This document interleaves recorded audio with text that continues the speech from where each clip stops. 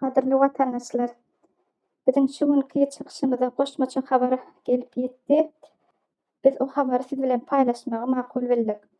Şu gün biziň student ýylleşlerimiz, Istanbuldaky studentlerimiz agzalan IHH Gumanitar Insanperwerlik guramasynyň özüne niýetlenen azyk kömegini aldylar. Muny diýmek bilen biz ýeke däldir we insanperwerlik diýen düşünje bardyr. Men öz ilimiň adyndan Türk ülkesine we Türk hökümetine, biziň watandaşlarymyzyň adyndan köp sag bolsun diýmek isleýärin. Uzadan ellerine taňry ýalkasynlar. Watandaşlarym, men bu ýerde ýene-de bir gumanitar insanperwerlik gurmanyň salgysyny çatdym. Hökman habarlaşyň, kömek soraň, ýeke oturmaň.